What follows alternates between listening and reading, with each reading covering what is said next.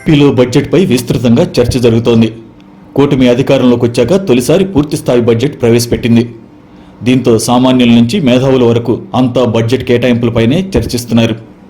మరోవైపు కూటమి సర్కార్ మునుపెన్నడూ లేని రేంజ్లో భారీ బడ్జెట్ను ప్రతిపాదించింది. శాఖల వారీగా నిధుల కేటాయింపులు కూడా గతంలో కంటే భారీగా ఉన్నాయి. అయితే కొన్ని కీలక పథకాలను మాత్రం ఈ బడ్జెట్లో పూర్తిగా పక్కన పెట్టేసింది. సహజంగా సర్కార్ ఎలాంటి తప్పు చేసినా విపక్షాలు విరుచుకుపట్టడానికి రెడీగా ఉంటాయి. కానీ ఏపీలో మాత్రం పరిస్థితి భిన్నంగా ఉంది.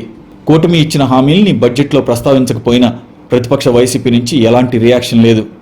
ఒకరిద్దరు నేతలు తప్ప బడ్జెట్పై మాట్లాడిన వారే లేరు. ఇక వైసీపీ అధినేత జగన్ కూడా బడ్జెట్పై కనీసం ప్రెస్ మీట్ పెట్టలేదు. అంతకుముందు అసెంబ్లీకి రాకపోయినా బయట నుంచే ప్రభుత్వాన్ని కడిగి పారేస్తానని ఓ రేంజ్లో స్పీచ్లు ఇచ్చారు. తీరా కీలక సమయంలో మౌనంగా ఉండిపోయారు. ఏ రాష్ట్రంలోనైనా ప్రభుత్వం ఎక్కడ తప్పు చేస్తుందా, ఎప్పుడెప్పుడు సర్కారు లోపాలను ఎత్తి చూపుదామా అని విపక్షాలు ఎదురు చూస్తుంటాయి.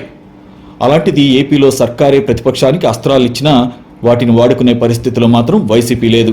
అంది వచ్చిన అవకాశాన్ని వైసీపీ నేతలు కాలదనుకుంటున్నారనే విమర్శలు వినిపిస్తున్నాయి.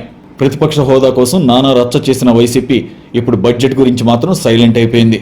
అలాగే గవర్నర్ బడ్జెట్ ప్రసంగం చేస్తుండగా పోడిన దగ్గరికి వెళ్లి హడావిడి చేసి ఇప్పుడు బడ్జెట్ సభలో ప్రవేశపెట్టాక నిధుల కేటాయింపులు కూడా తెలిసాక మౌనవ్రతం చేస్తోందనే టాక్ వినిపిస్తోంది. బడ్జెట్లో కూటమి సర్కార్ 3 హామీలను విస్మరించింది. ఈ హామీలకు సంబంధించి కనీసం ₹1 కేటాయింపులు కూడా లేవు. ఒక విధంగా వైసీపీకి ఇది బ్రహ్మాస్త్రం వంటిది. వీటిని పట్టుకుని ప్రభుత్వంపై పోరాటం చేయొచ్చు. అటు జనాల్లోనూ ఎంతో కొంత అటెన్షన్ తమ వైపు తిప్పేలా చేసుకోవచ్చు.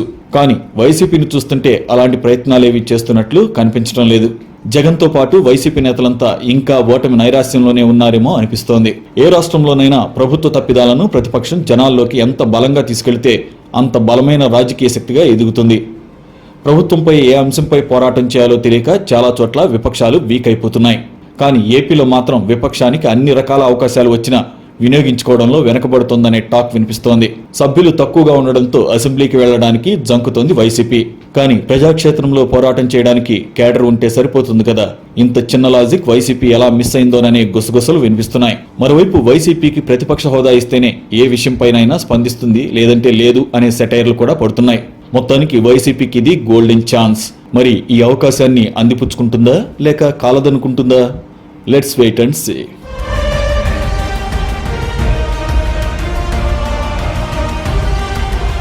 ఈ వీడియో మీకు నచ్చినట్లయితే లైక్ చేయండి, షేర్ చేయండి, ఛానల్ని సబ్స్క్రైబ్ చేసుకోండి.